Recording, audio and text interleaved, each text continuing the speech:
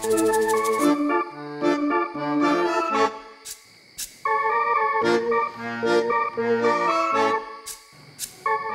देर क्यों लगा दी?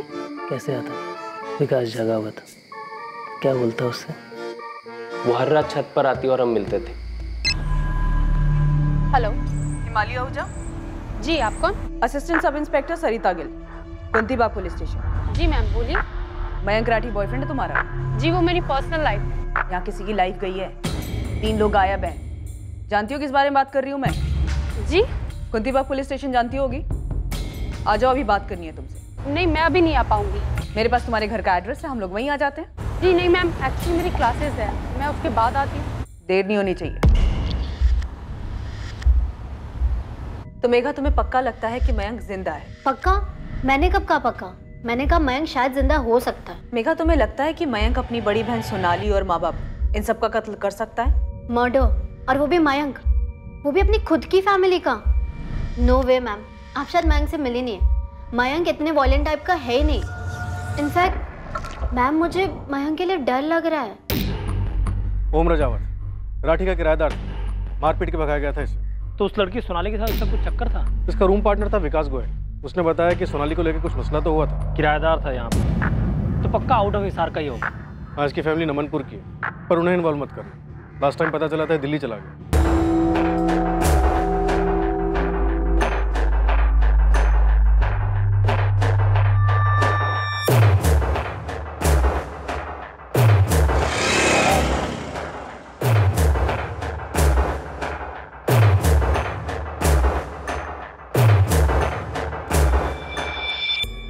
सर, आपने बुलाया मुझे? सर, मुझे ऐसा क्यों लग रहा है जैसे आप मुझ पे शक कर रहे हैं? कुछ है शक करने जैसा? क्या किया तुमने रोहित? बोलो। तुमने उसकी बॉडी देखी? हाँ। मैंने सुना उसका गला। हाँ। कितना दर्द हुआ होगा ना उसको, कितना दर्द। पर ये तो होना ही था ना रॉकी। सर, हमारे राठी जॉइंट परिवार का सबसे पहला बच्चा हूं मैं। सोनाली से पहले पैदा हुआ था। मेरे पापा नहीं बल्कि बड़े पापा भी मुझे अपना सबसे फेवरेट मांगते हैं। सर, बड़े पापा ने हमेशा मुझे उनका सबसे बड़ा बेटा कहा है। मयंक और सोनाली से कभी अलग नहीं समझा उन्होंने मुझे। पर कार शोरूम के लिए तुम्हें पैसे नहीं दिए ना? सही है सर। कुरेद कुरेद कर एक आधी खबर आपके हाथ लगी है और आप लगे कहानियां बुनने के लिए। ठीक है, पूरी कहानी तुम सुना दो। सर, पूरी कहानी ये है कि ये सही है कि उन्होंने शोरूम के लिए मुझे पैसे नहीं दिए थे, लेकिन मेरे गैराज के लिए पैसे बड़े पापा ने ही दिए थे। बड़े पापा 4 मैकेनिक भी रेडी हैं ज्वाइन होने के लिए। जगह भी देख लिए, बहुत अच्छी जगह है। मुझे लगता है तो अच्छा काम करेगा इसमें। लागत कितनी बेटा इसमें? कुल मिला के 15 लाख का इन्वेस्टमेंट है बड़े पापा, लेकिन रिकवरी के अच्छे चांसेस हैं। हाईवे है ना, एकदम हाईवे के साथ लगी हुई जमीन है। मैं 20 लाख दूंगा तुझे, ढंग से जमा की गैराज खोल और अपना बिजनेस शुरू कर। थैंक यू बड़े पापा, thank you very much. Sir, ये रिश्ता है हमारा सगे बाप बेटे जैसा। और एक कार शोरूम की बात, तो उन्हें लगा कि गाड़ियों की मार्केट डाउन होने की वजह से अभी सही समय नहीं है इस बिजनेस का। मैंने उनकी राय मान ली। तगड़ी समझ है सर उनको बिजनेस की। तगड़ी जमीनें भी हैं, तगड़ा बैंक बैलेंस भी है। पहले से है सर। और 4 साल पहले मेरे पापा और बड़े पापा ने चंडीगढ़ में अपनी पुश्तैनी जमीन बेची थी, जिसके अच्छे खासे पैसे मिले थे। और अब रतन राठी की बेटी मारी गई है, खुद रतन राठी और उनका परिवार गायब है। तो सर, आपको लगता है कि इसमें मेरा हाथ है? सर, मैं अब आपको कैसे समझाऊं? हमारे परिवार 2 अलग अलग परिवार नहीं है। सोनाली मेरी सगी छोटी बहन थी, मयंक मेरा सगा छोटा भाई है। सर, अगर आपको कोई भी सबूत मिलता है ना कि सोनाली को मैंने मारा या मैं किसी भी तरह इसमें इन्वॉल्व था, तो सर आप मुझे कोर्ट मत लेके जाइएगा, वहीं के वहीं गोली मार दीजिएगा मुझे। और तुम्हें इस बात का पूरा यकीन है कि हमें कोई सबूत नहीं मिलेगा? सर, मुझे पूरा यकीन है कि सोनाली को रॉकी नहीं मारा है और उसने बड़े पापा, बड़ी माँ और मयंक के साथ कुछ करवा दिया है। मैं इस बात से हैरान हूं सर कि आपने अभी तक रॉकी पर रस्सी क्यों नहीं कसी है? जिस चीज पर कसी जानी चाहिए कसी जा रही है। यानी कि मुझ पर, है ना सर? सर, मैं जानता हूं कि मेरा नाम गिरीश दहिया ने आपको बताया, पर सर आप ये नहीं जानते कि रॉकी ने उस गिरीश को अपनी जेब में रखा हुआ है। रॉकी के पास कोई जादू की छड़ी है जिससे वो किसी को भी अपनी जेब में रख लेगा? सर, आप उस रॉकी को नहीं जानते, लेकिन मैंने उसे बहुत करीब से देखा है। सर, वो लोगों का ब्रेन वॉश कर रहा है, अपने आप को बचाने की कोशिश कर रहा है वो। रॉकी, तुम इस वक्त गहरे सदमे में हो, पर यह बात तुम भी अच्छी तरह जानते थे कि सोनाली आग से खेल रही है। मैंने भी वार्न किया था उसे।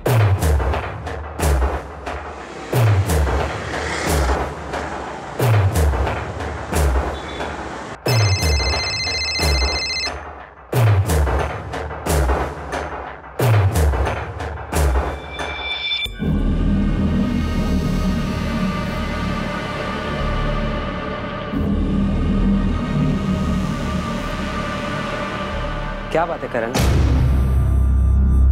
ना तो काम पर जा रहा है, ना कुछ बता रहा है।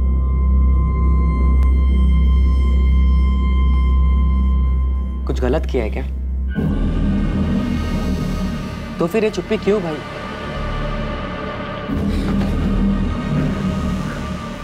देख, अगर गलती से कुछ हो गया तो बता दे मुझे।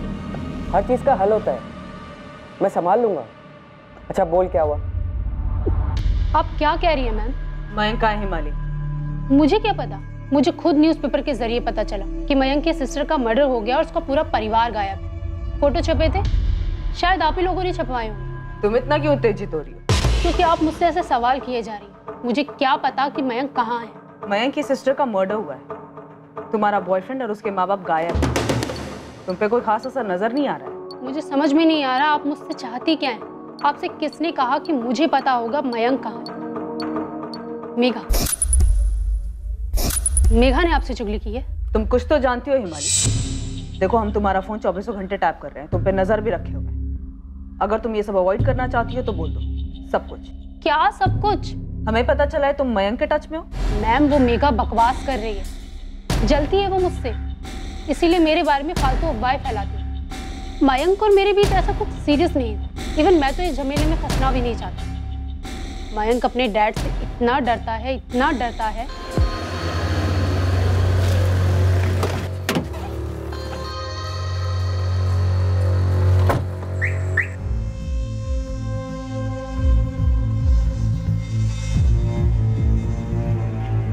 मयंक, मयंक, एक सेकंड। हाँ माँ, तेरे पापा आ गए।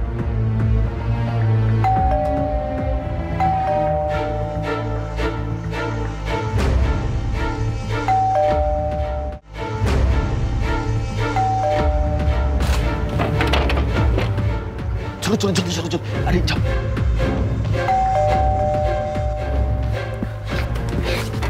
बाद में बात करता हूँ।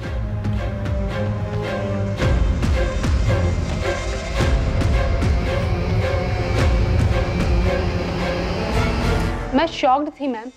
अपने डैड से इतना भी क्या डरना? अगर वो हमें साथ देख लेते तो क्या हमारी गर्दन काट देते? यार तू समझ है हमारी, मेरे डैड ना बिल्कुल अलग है। वो तेरे मॉम डैड की तरह बिल्कुल नहीं है। इतना डरा के रखते हैं तुझे? यार मेरे पापा की ना सोच बिल्कुल अलग है, पुराने ख्यालात के हैं, पता नहीं क्यों। और ऊपर से सोनाली दीदी का पंगा चलता रहता घर में। यार तू जीता कैसे मयंक? तेरी जगह मैं होती ना, मैं भाग जाती है। इतना आसान नहीं है हिमाली। और उस दिन जिस तरीके से तेरी घर की खिड़की से मुझे जंप करके भागना पड़ा, आई फील मानो मैं चोर हूँ। तू तो गुस्सा मत हो यार हिमाली। एक तो घर में इतनी टेंशन रहती है और सोनाली और रॉकी को लेके घर में 24 घंटे रात। अब तू ही बता, उस टाइम पर तेरे और मेरे बारे में पापा को पता चलेगा तो क्या होगा यार? मुझे समझ में नहीं आता मैं तेरे हालात पे तरस खाऊं या फिर कहूं कि तू गुलामों की तरह जिंदगी जी रहा। तुझे मेरे हालात के बारे में नहीं पता। एक तो पापा का डर, ऊपर से सोनाली भी कम नहीं है। मुझे ब्लैकमेल करती है यार वो। ब्लैकमेल? पर किस लिए? मम्मी ने नहीं बताया तेरी हिमाली के बारे में। उस लड़की को हमारे घर के विंडो से जंप करके भागते देखा मैंने, और तुम दोनों को साथ में भी देखा था। तो अब आप मुझे ब्लैकमेल करोगी, है ना? तो बस इतना कह रही हूँ कि अगर तुझे हिमाली को लेके सपोर्ट चाहिए तो तुम मुझे रॉकी को लेके सपोर्ट कर। पर दीप पापा नफरत करते हैं रॉकी और आपको पीट भी चुके हैं उसे लेकर। तो तेरी हिमाली को लेकर क्या आरती उतारेंगे? तुझे क्या लगता है तू लड़का क्या हो गया? जैसे बाइक के लिए हाँ कर दी थी वैसे हिमाली के लिए भी हाँ कर देंगे? हाँ, अगर कोई चुगली ना करे तो। मेरी ग्रेजुएशन कंप्लीट होते ही ना मैं पापा से खुद बोल दूंगा और शायद वो हाँ भी कर देंगे। उनके पास दर्जनों करोड़पति लड़कियों की लिस्ट होगी। तुझे क्या लगता है वो उन सब लड़कियों को छोड़ के तेरी हिमाली को अपनी बहू बनाएंगे? अगर मैंने रॉकी के लिए आपको सपोर्ट नहीं किया तो आप हिमाली के बारे में सब बता दो, है ना? दोबारा बोलिए और खुद सुन। कितना सेल्फिश लगता है, कितना खुदगर्ज लगता है। अरे मैं तो बस ये कह रही हूँ कि हम दोनों अब एक ही बोट में सवार हैं। किनारे लगेंगे तो साथ और डूबेंगे तो साथ। मयंक, मुझे चक्कर आ रहे तेरी ये सब बातें सुन के। तो सोच यार, मुझे कैसा लगता होगा ये सब एक्सपीरियंस करते हुए। पर एक बात बोलूं हिमाली, तू मेरे साथ है ना, तुम टुगेदर, तू मेरी स्ट्रेंथ है यार। मयंक इतना इमोशनली डिपेंडेंट हो गया था मुझ पर। सीरियसली मैडम, मैं सोच में पड़ गई थी कि मैं किस डेंजर जोन में फंस गई हूँ। इसलिए मैंने उससे ब्रेक ऑफ कर लिया। पूरा ब्रेक ऑफ? जी, tata bye bye full and final. 6 महीने हो गए। तो फिर मेघा को किस हिसाब से लगता है कि तुम मयंक के टच में हो? आप उसी से पूछिए ना। खुद को मयंक का बेस्टी कहती फिरती है पूरी दुनिया में। But you know what ma'am, मुझे पता है वो सीक्रेटली लाइक करती है उसे। उन दोनों के बीच में कुछ हुआ था? I don't know ma'am, even I don't care. मेरा नया बॉयफ्रेंड है अब। और अब आप मेरा फ़ोन टैप कीजिए और टैप डांस कीजिए। इस केस के बारे में आपको मुझसे और कोई जानकारी नहीं मिलने वाली। सो प्लीज़ मैम, मुझे इस केस से बाहर रखें प्लीज़। हिमाली, जब मयंक तुम्हारे साथ था तब उसने तुम्हें कुछ और बोला हो अपने पिता रतन राठी या बहन सोनाली के बारे में? उसके घर में क्या हो रहा था ये मुझे नहीं पता, पर मयंक और सोनाली दबे हुए थे अपने फादर के विशेष के नीचे, ये मुझे मालूम है। मैडम, क्या मैं अब जा सकती हूँ? और प्लीज़ मुझे इस केस से बाहर रखें। ओम रजावत का नाम सुना तुमने? एक तरफ कह रहे हैं मयंक जिंदा है, उसे ढूंढने की कोशिश कर रहे हैं, और ऊपर से मुझ पर भी शक कर रहे हैं। पापा, मैं बार बार कह रहा हूँ कि ये सब रॉकी ने किया है, रॉकी को ढूंढो। लेकिन बेटा, पुलिस ने मुझे स्टेशन की सीसीटीवी फुटेज दिखाई थी। उस वक्त वो मुंबई के लिए निकल गया था। सुनिए, मुझे लगता है जेठ जी ने गुस्से में कुछ कर दिया और कहीं जाके छुप गए। कुछ कर दिया? मतलब सोनाली को भाई साहब ने मार डाला? हजारों बार धमकी जो दे चुके थे मारने की। तो फिर मारकर भाग क्यों जाते? ताकि उन पर शक हो जाए। माँ, अगर बड़े पापा ने कुछ किया होता तो सीधा पुलिस स्टेशन जाके कंप्लेंट लिखवाते ना कि सोनाली गायब है। कुछ पूछा या बोला पुलिस ने? ओम रजावत के बारे में पूछ रहे थे। ओम रजावत? उसका क्या मतलब है? ये कि क्या हुआ होगा, कैसे हुआ होगा। जरूर विकास ने बात बताई होगी। सर, मैंने हिमानी के कॉल स्कैन किए, उसने सारे कॉल अपने नए बॉयफ्रेंड को ही किए हैं। मयंक के साथ वो पिछले 6 महीने से टच में नहीं है। तो बेसिकली मेघा ने जलन की वजह से हिमाली का नाम उछाला। एग्जैक्टली सर, ये मयंक का छुपे होने वाला एंगल होल्ड ही नहीं करता है। और ये रोहित वाला एंगल, हम एक पॉइंट तक पहुंच तो पाए हैं पर वहां भी डेड एंड। और बचा ओम रजावत। रोहित बार बार बोल रहा है कि सोनाली के कत्ल में रॉकी का हाथ है। कहीं हम कुछ मिस तो नहीं कर रहे सर? सर, खुद तो मुंबई में जाके बैठा था ये रॉकी। क्या पता किसी के थ्रू कुछ करवाया हो, किसी को सुपारी दी हो। खबरें लगा दो काम।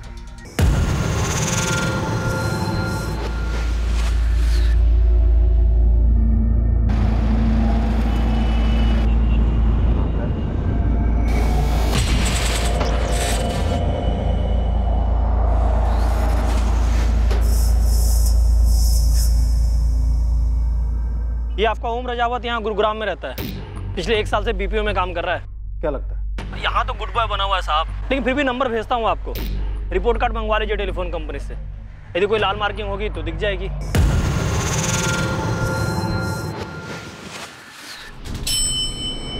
ये क्या हुआ सोनाली को? मर्डर। इसका मतलब सोनाली के पिता ने उसकी हत्या कर दी? सोनाली के अलावा सोनाली के पिता, माँ और भाई, इन तीनों की भी हत्या हुई होगी। ये तो और भी दुख की बात है। क्या किया था राठी फैमिली ने जो उनके साथ ऐसा हुआ सर? लेकिन सर, मुझे एक बात नहीं समझ में आ रही कि गुड़गांव पुलिस मेरे फ्लैट पे आई, मेरे साथ गुस्से से पेश आई और मुझे उठाकर यहाँ हिसार ले आया गया। आपको क्या लगता है कि मैं क्या बता पाऊंगा इस मामले में? सबसे पहले हमें तो ये बता कि जब राठी परिवार गया किराएदार था तो राठी परिवार ने तेरी पिटाई क्यों की थी? राठी परिवार ने तुम्हें घर से क्यों निकाला था? और घर से निकलते वक्त तुमने उन्हें धमकी क्यों दी थी? तो आप उस धमकी को इस मामले से जोड़ रहे? एक मिनट सर, आप कहना क्या चाहते हैं कि 3 साल पहले मैंने जो धमकी दी थी उसे पूरा करने के लिए मैं वापस लौटा और राठी परिवार के सभी सदस्यों को आके मार दिया? धमकी दी थी तो धमकी देने के पीछे कोई वजह भी होगी ना? हाँ, दी थी। मेरा मतलब, मेरा जो रूममेट था विकास, मैंने उसके सामने गुस्से में कहा था कि इन सबको देख लूंगा। बहुत गुस्से में था, बहुत बुरी तरह से मारा था इन लोगों ने मुझे। छोड़ो मुझे, क्या कर रहे हो? ओम, क्या कर रहे हो? छोड़ो, छोड़ो मुझे। तेरी सोनाली, क्या हो बेटा? पापा, पता नहीं, मैं तो सो रही थी, अचानक से मेरे ऊपर। सोनाली, नीचे जा, जा नीचे। एक बार मेरी बात सुनेंगे? चुप! कल सुबह सूरज निकलने से पहले अगर तो अपना सामान लेके यहाँ से नहीं निकला तो सीधा शमशान भेज दूंगा, समझा? एक बार मेरी बात। अबे चुप, चुप साले, चुप! सब देखा हमने। टांगे तोड़ के छत से नीचे फेंक दूंगा। दीवार तो क्या सीढ़ी चढ़ने का लाठी देगा? क्या करी, समझा? निकल, चल! उस रात सोनाली की भी जम के पिटाई हुई थी। मेरी क्या गलती है पापा? गलती है तेरी गलती। छत पे जाके सोने की क्या जरूरत थी आपको? दी पिताजी, हवा में सोने गई थी। हवा? कहाँ है? दिखा कहाँ है हवा? खुला न्योता दिया तूने उस कमीने उनको। वो कुत्ता दीवार चढ़ के आ गया तेरे पास। मैंने कोई न्योता बता नहीं दिया। मुझे क्या पता था कि वो दीवार चढ़ के ऊपर आ जाएगा। खबरदार जो आज के बाद छत पर कदम भी रखा था। सोनाली के कमरे में उसकी पिटाई हुई, उसके साथ गाली गलौज हुई, ये बात तुझे कैसे पता चली? पूछिए कैसे पता? कैसे पता? बोल। सर उस रात जब मैं दीवार चढ़कर छत पर पहुंचा तो मुझे नहीं पता कि उस रात ऐसी कौन सी नई आवाज हुई जिससे वो दोनों बाप बेटे वहां, क्योंकि उससे पहले ऐसा कभी नहीं हुआ था।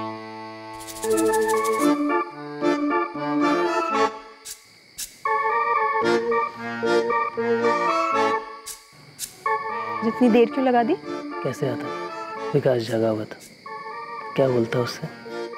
वो हर रात छत पर आती और हम मिलते थे, पर उस रात पता नहीं वो दोनों बाप बेटे कैसे आ धमके और रंगे हाथों पकड़े जाने पर सोनाली का एक अलग ही रूप देखने को मिला। क्या कर रहे हो? छोड़ मुझे, छोड़ मुझे। किसी को भी गुस्सा आएगा ना सर। जब मैं बैग पैक करके निकल रहा था तो मैंने गुस्से में विकास को बोला था कि इन सबको देख लूंगा मैं, पर इसका मतलब ये नहीं था कि खून वून कर दूंगा। मैं एक पढ़ा लिखा सॉफ्टवेयर इंजीनियर हूँ सर, मेरे आगे मेरा पूरा करियर था और इस तरह जलील किया गया मुझे। देख लूंगा से क्या मतलब था तेरा? क्या इरादा क्या था तेरा? मैं चाहता था कि सीधे उनके घर पे जाऊं और बेल दबाकर सिर्फ एक बात पूछूं कि सालो तुम्हारी बेटी ने सिर्फ तब चिल्लाया छोड़ो मुझे जब तुम दोनों वहां आ धमके। अगर मैं उसके साथ जबरदस्ती ही कर रहा था तो वो पहले क्यों नहीं चिल्लाई? पर तूने ऐसा नहीं किया और चुपचाप वहां से निकल गया। हाँ, एक्चुअली मैं ऐसा करने जा ही रहा था, तभी सोनाली का मैसेज आया मुझे। ओम, आई एम वेरी सॉरी यार, तुम्हें पीटा गया और गलत समझा गया। मेरी भी सॉलिड पिटाई हुई। प्लीज़ सीधे चले जाओ, उन्हें मेरी सच्चाई मत बताना प्लीज़ यार। उन्हें सच्चाई पता चली तो मेरे टुकड़े हो जाएंगे। सीरियसली, मैं तुझे हमेशा याद रखूंगी। प्लीज़ इस बात को यही भुलाकर चले जाना। प्लीज़ तेरे हाथ जोड़ती हूँ, पैर पड़ती हूँ मैं, प्लीज़। तो मैंने भी सारी बातों पे मिट्टी डाली और अपनी लाइफ में आगे बढ़ गया। कुछ और बता सकते हो जिससे हम कातिल तक पहुंच सकें? सर ये 100% मुमकिन है कि सोनाली का मर्डर राठी फैमिली ने ही किया हो, और अब जब रतन जी, मयंक और सुषमा जी गायब हैं तो ज़रूर सोनाली के साथ किसी लड़के का भी मर्डर किया हो। रॉकी सिंह, लेकिन वो तो जिंदा है। ये तो बहुत अजीब है, क्योंकि या तो दोनों को साथ में मारते या फिर पहले उसे फिर सोनाली को मारते। अगर इन दोनों को मार के राठी परिवार कहीं छुप सकता है तो वो कहाँ जा सकता है? तुम 2 साल किराएदार थे उनके, कुछ तो बता सकते हो? उतना तो कभी ध्यान नहीं दिया सर। हाँ, सोनाली के चाचा है संजय राठी और उनका लड़का रोहित, वो भी मिले होंगे इस मर्डर में। काफ़ी करीबी रिश्ता है उनका और सोच भी एक जैसी है उनकी। उन दोनों बाप बेटों पर शक है हमें, लेकिन अभी तक उनके खिलाफ कोई सबूत नहीं मिला। इनका एक और खास है, गिरीश दहिया, जो स्टोर कम चलाता है, उनकी चमचागिरी ज़्यादा करता है।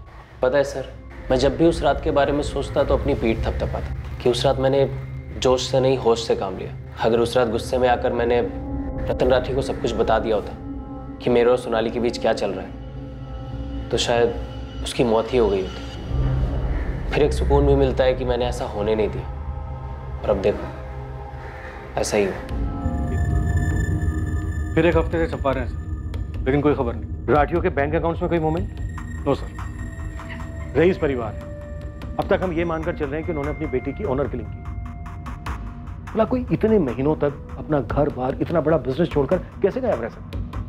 ऑनर किलिंग नहीं है, और अगर इन तीनों को कत्ल किया गया तो लाशें तो होनी चाहिए। 6 महीने बीत चुके, अभी तक कहीं से कोई मैचिंग लावारिस लाश तक रिपोर्ट नहीं। तो मोटा मोटा अभी तक इस केस को लेकर हमारे पास कोई लीड नहीं। No sir. इन्वेस्टिगेशन एक डेड एंड पर आ पहुंची थी। राठी परिवार के तीनों सदस्यों की कोई खबर सामने नहीं आई थी। सोनाली का प्रेमी रॉकी और उसकी ऑफिस कलीग प्रज्ञा के बीच बढ़ती करीबी देखी गई, पर कोई ऐसा सुराग नहीं मिला जो सोनाली के कत्ल की तरफ इशारा करता। सोनाली के मर्डर को और राठी परिवार को गायब हुए अब पूरा 1 साल बीत गया, और फिर जुलाई 2018 में अचानक इस केस से जुड़ी एक बात सामने आई।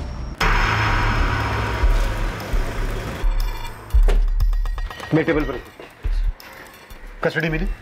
नहीं सर, कोर्ट ने और एविडेंस मांगा। साफ साफ तो है कि बंदा 100% इन्वॉल्व है। सर, इस केस की हियरिंग के बाद एक और केस लाइंड अप था, वो Rathi family case. Rathi family case? हाँ सर, वो संपत नहर पे लाश मिली थी ना, सोनाली राठी की। हाँ हाँ हाँ, बाप माँ बेटा तीनों गायब थे। सोनाली मर्डर केस में क्या मैटर आया सुनवाई के लिए? सर, ये लॉयर से पेपर्स लाया हूँ।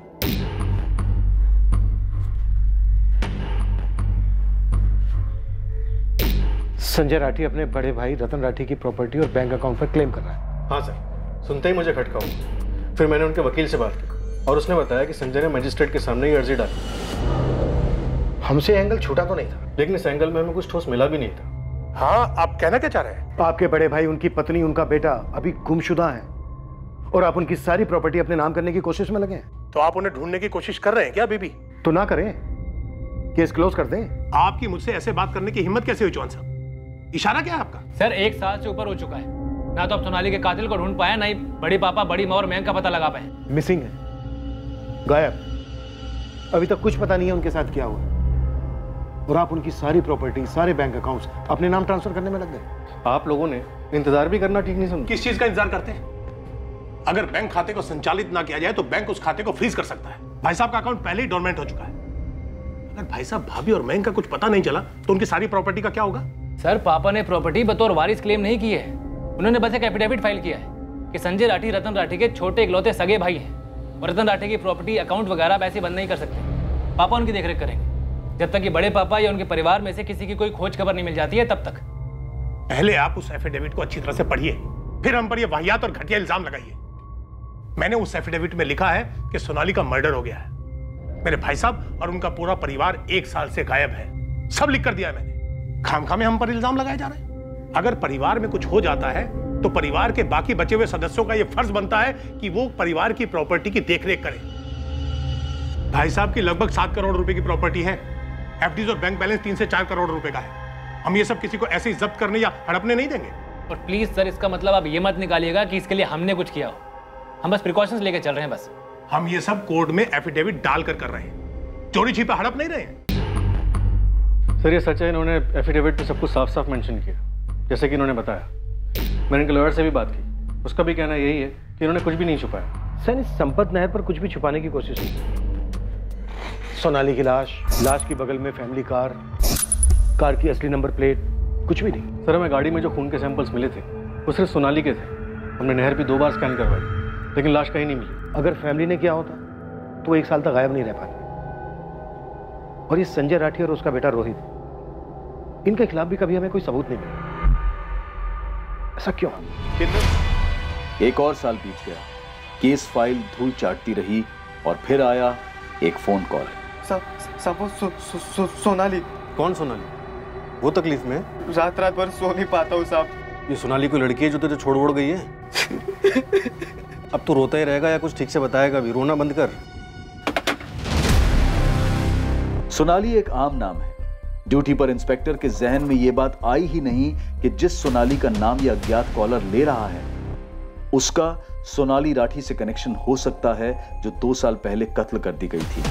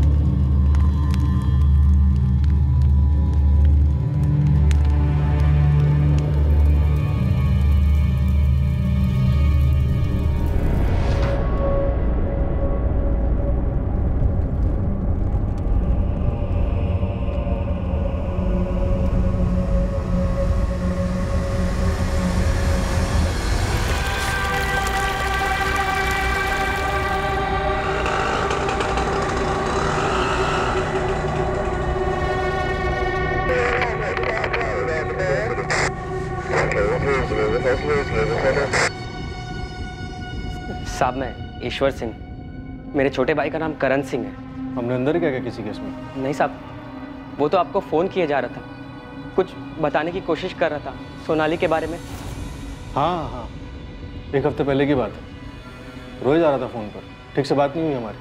क्या हुआ, क्या बात है? साहब 3 दिन पहले मेरा भाई एक्सीडेंट में मारा गया साहब। ओह, क्या कहना चाहता था वो?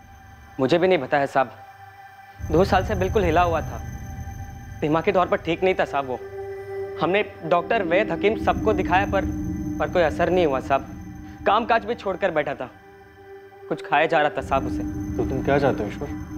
उसके कपड़े और चीजें अलग कर रहा था किसी गरीब को देने के लिए साहब, तब ये मिला साहब। मेरा भाई 7वीं से आगे पढ़ नहीं पाया, पर वो लिख सकता था साहब। और 2 साल मैं भी कभी समझ नहीं पाया कि करण क्यों ठीक से कुछ बता नहीं पा रहा कि क्या हुआ है उसके साथ। करण जो किसी से नहीं बोल पाया वो सब इसमें लिख दिया है साहब।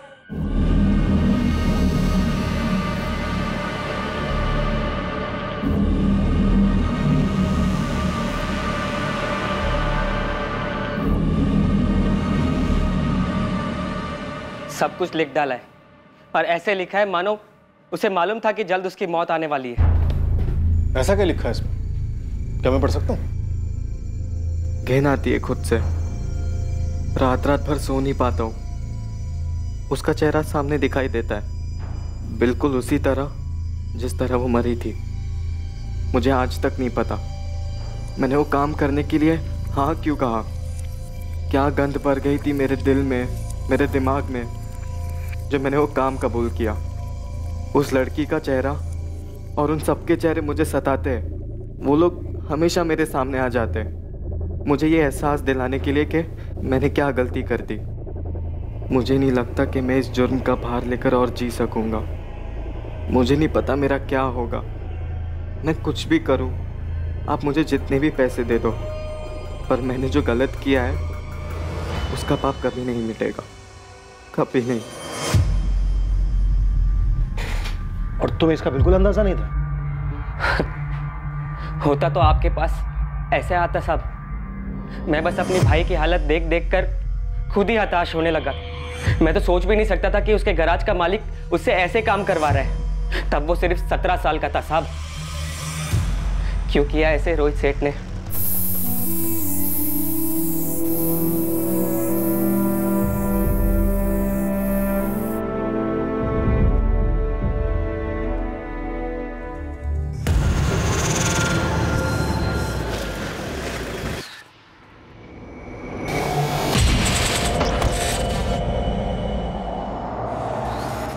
जी सैनी साहब। शक तो हमें पहले से ही था और हमारी लाइन में अक्सर ऐसा होता नहीं है, पर कभी कभार तकदीर सबूत खुद हमारी झोली में डाल जाती है। क्या मिला है आपको? तुम, और तुम्हें हमारी गोदी में डाला एक लड़के की आत्मा ने। करण सिंह नाम था उसका, जो 3 दिन पहले एक एक्सीडेंट में मारा गया। कभी यहाँ इस गैराज में काम करता था और तुमने उससे ऐसा घिनौना काम करवाया जिसने उसे जीते जी मार डाला। वो खुद तो मर गया लेकिन अपने पीछे सबूत छोड़ दिया। वैसे मैं सुपर स्टोर गया था गिरीश दैया को ढूंढने के लिए। सुपर स्टोर बंद है। वो भी चला गया। कहाँ चला गया? ऊपर, हमेशा हमेशा के लिए। गिरीश ने आत्महत्या कर ली है। रोहित सही कह रहा है सर। इस गिरीश ने 2 महीने पहले पंचकुला के एक लॉज में जहर खा के सुसाइड कर लिया। गिल्ट, अफसोस की वजह। ऐसा ही कुछ होना चाहिए सर।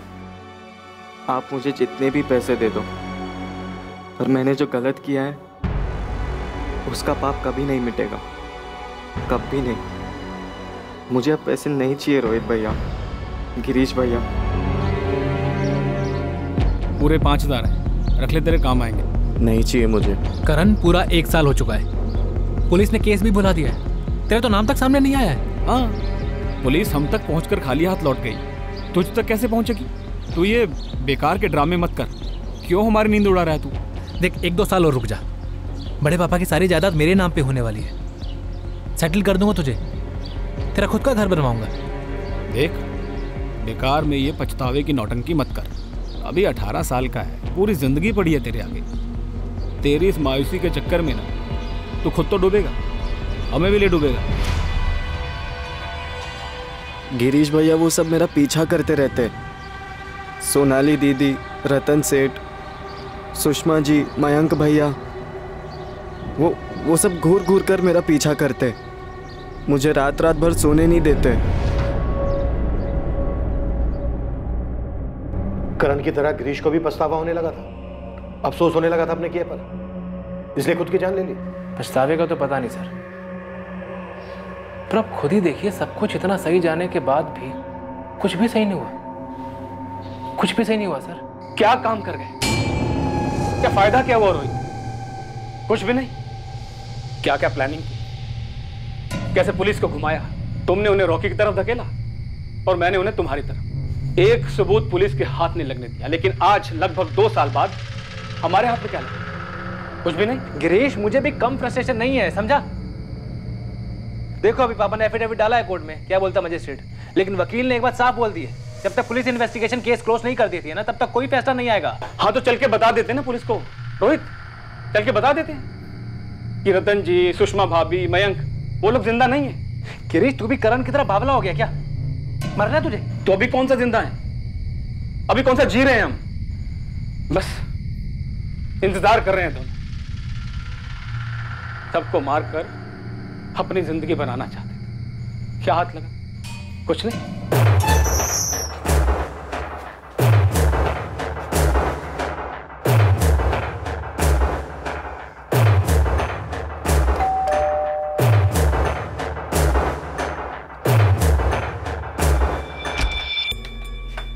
अरे रोहित बेटा। नमस्ते बड़ी मम्मी जी। अरे आ जाओ, अंदर आओ, आ जाओ।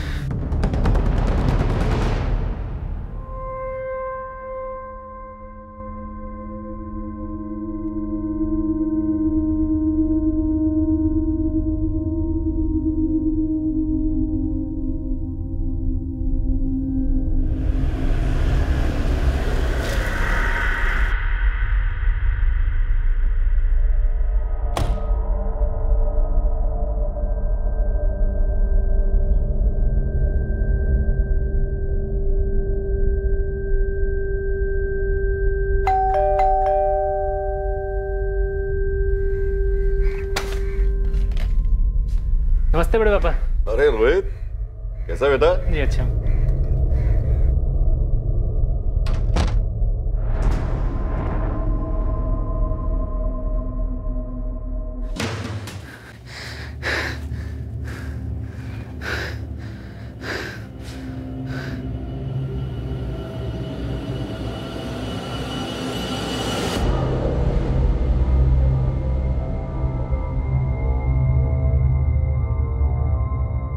अब बची सोनाली। रोहित, सब एक जैसे नहीं लगने चाहिए, वरना आसान होगा पुलिस के लिए पता लगाना। सब काम कर गया, प्लानिंग परफेक्ट, अंजाम परफेक्ट, लेकिन फायदा हुआ? पैसा, जमीन, जेवर, कुछ हाथ नहीं लगा। गिरीश, मैंने जो करना था किया, उसके आगे क्या कर सकता था? क्या कर सकता हूं मैं? अब भी क्या कर सकता हूं? सोनाली को कैसे मारा?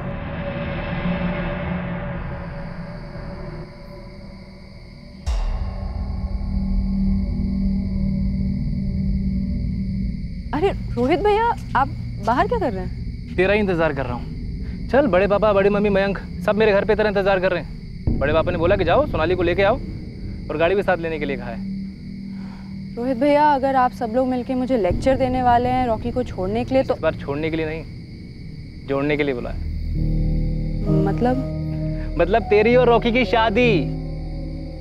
क्या? अरे प्लीज बाबा, अब तू कोई सवाल मत पूछियो। बड़े हाथ पैर जोड़ने पड़े मुझे बड़े पापा के और पापा के, तब जाके माने वो। आपने? हाँ मुझे पता। तो ये सोच रही है ना कि मैंने भी कई कोशिशें की हैं कि रॉकी तेरी जिंदगी से चला जाए, पर यार मैंने सोचा कि मैं जब जब रॉकी से मिला हूँ, वो बंदा इतना बुरा नहीं है, प्यार भी करता है तुझसे। मैं भी करती हूँ। वो तो देख ही रहा है। सोनाली देख, मैं बस तेरी खुशी चाहता हूँ, और तू रॉकी के बिना कुछ रह नहीं पाएगी। तो सोचा चलो तेरी खुशी के सामने हम हार जाते हैं, तो बस फिर क्या था, बात छेड़ दी शादी के घर पे, और वो मान गए हैं। थैंक यू रोहित भैया। अच्छा चल जल्दी चल, कहीं मना ना कर दे, चल जल्दी जा।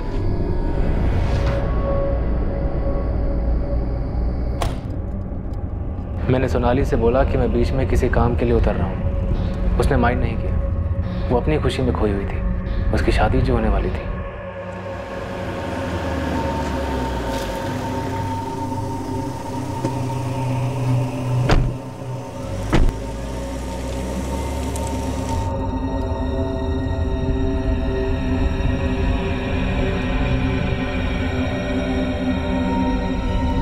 हमने सोनाली का कत्ल करण से करवाया।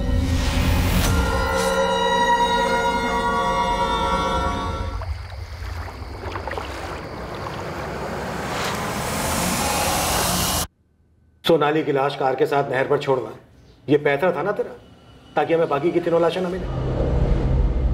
बाकी तीनों बॉडी के साथ क्या किया था? वहीं आगे नहर में बहा दिया था। सोनाली की बॉडी को नहर पर छोड़ने के बाद हम घर लौटे, सब साफ सफाई की और बाकी तीनों लाशों को गिरीश की कार की डिक्की में डाला और फिर नहर पहुंच गए।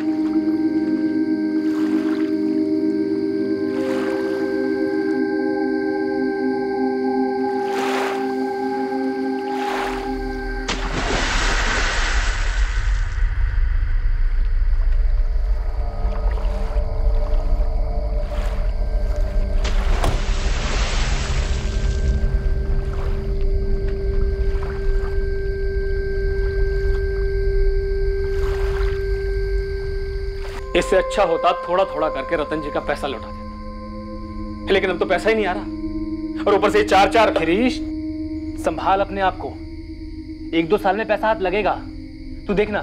सब देख रहा हूं और आगे भी मुझे सब कुछ साफ साफ दिखाई दे रहा है। रोहित, एक पैसा हाथ नहीं लगने वाला, एक पैसा भी। तेरे फादर संजय राठी भी शामिल थे इस साजिश में? सर, मुझे इतना मालूम चला था कि अगर बड़े पापा के परिवार में से कोई भी जिंदा नहीं बचता है तो उनकी सारी प्रॉपर्टी किसी करीबी रिश्तेदार को चली जाएगी, जो होते मेरे पापा, और उनसे सब कुछ मुझे मिल जाता। गिरीश को कैसे बनाया? बड़े पापा से लोन लिया था उसने, चुका नहीं पा रहा था, घसीट लिया उसे भी। और करण को पैसों का लालच दिया? 5,000। रतन राठी ने तुझे कार शोरूम के लिए पैसे नहीं दिए थे, यही एक वजह थी? नहीं सर, यही एक कारण नहीं था, और भी कई कारण थे।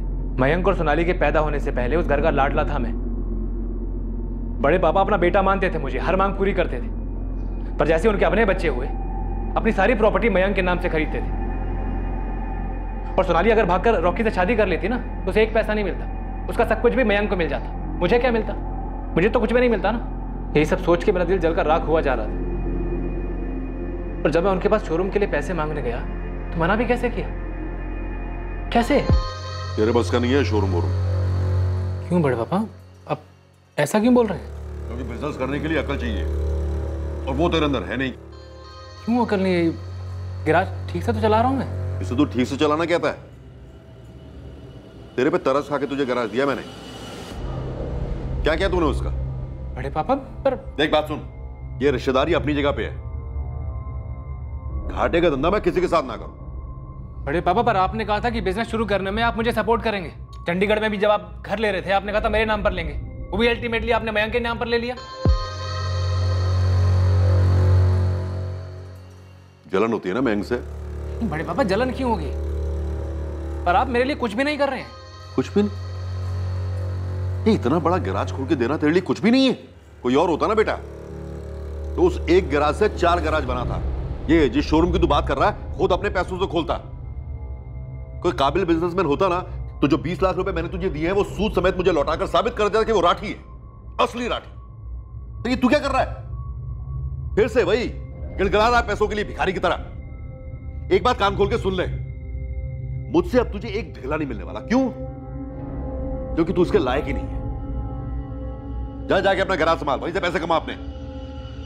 नहीं, सिर्फ बेइज्जती नहीं, उन्होंने बड़ी नाइंसाफी की थी मेरे साथ। और तूने इंसाफ किया, पूरे परिवार का कत्ल करके। रोहित के माँ बाप यकीन ही नहीं कर पाए। वो ये जानकर सदमे में थे कि उनके बेटे रोहित ने अपने बड़े पापा और उनकी पूरी फैमिली का सफाया कर दिया था। रॉकी हैरान था ये जानकर कि सोनाली के कत्ल का कारण उसका और सोनाली का संबंध नहीं था। रतन राठी, सुषमा राठी और मयंक राठी की लाशें आज की तारीख में भी नहीं मिली हैं। रोहित की किस्मत में अब यही है कि उसे एक नहीं बल्कि 4 मर्डर्स के चार्जेस का सामना करना पड़ेगा।